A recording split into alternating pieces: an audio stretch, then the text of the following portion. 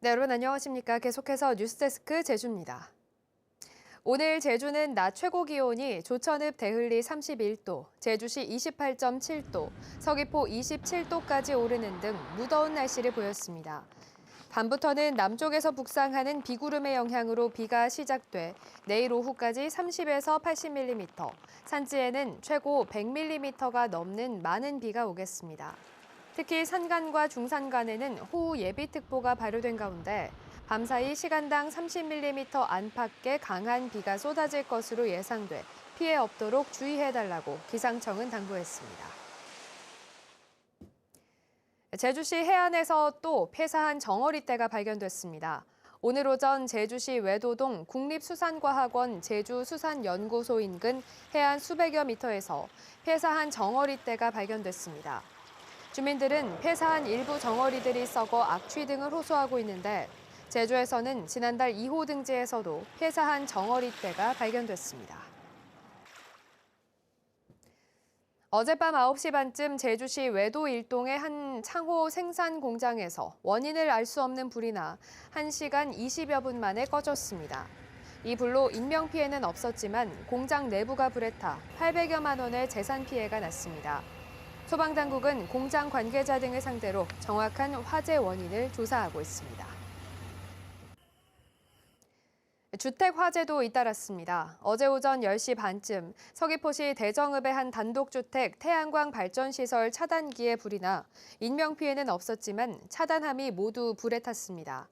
또 어제 오전 6시 반쯤에는 제주시 한림읍 단독주택에서 세탁기 전원선의 전기적 요인으로 추정되는 불이 나 세탁기와 주택 내부 일부를 태우는 등 주택 화재 3건이 잇따라 소방당국이 정확한 화재 원인을 조사하고 있습니다.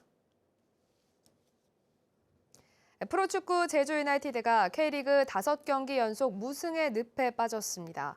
제주는 어제 전주 월드컵 경기장에서 열린 K리그 20라운드 전북 현대와의 경기에서 전반 9분 자책골과 후반 39분 문선민 역습골을 허용해 0대2로 패배했습니다.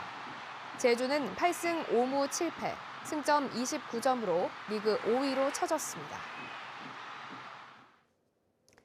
외국인 토지거래 위법 의심 행위 10건 가운데 1건은 제주에서 발생한 것으로 나타났습니다. 국토교통부에 따르면 최근 5년 동안 전국의 외국인 토지거래 위법 의심 행위는 437건으로 이 가운데 12%인 53건이 제주에 해당하는 것으로 집계됐습니다. 국토부는 해외자금 불법 반입이나 편법 증여 등 위법 의심 행위를 지자체 등에 통보해 후속 조치할 계획입니다. 자영업자를 비롯한 비임금 근로자가 다주택을 소유한 비율이 전국 최고 수준으로 나타났습니다. 통계청에 따르면 지난해 11월 기준 제주 지역 등록 취업자의 1인당 평균 소유주택은 비임금 근로자가 1.36호로 임금 근로자 1.09호보다 많았습니다. 특히 비임금 근로자 가구의 주택 2채 이상 소유 비중은 39.2%로 전국에서 가장 높았습니다. 범죄 피해로 어려움을 겪고 있는 피해자와 가족 지원이 확대됩니다.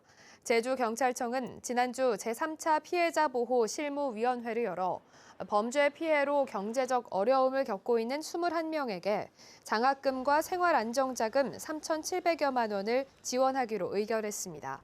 경찰은 도내 기업과 단체를 통해 마련한 기금을 통해 지금까지 범죄 피해자 23명에게 2,500여만 원을 지원했습니다. 최근 10년 새 각종 비위 등으로 징계를 받은 해양경찰관이 100명을 넘었습니다. 제주지방해양경찰청에 따르면 지난 2014년부터 현재까지 징계 처분을 받은 해양경찰관은 111명으로 집계됐습니다.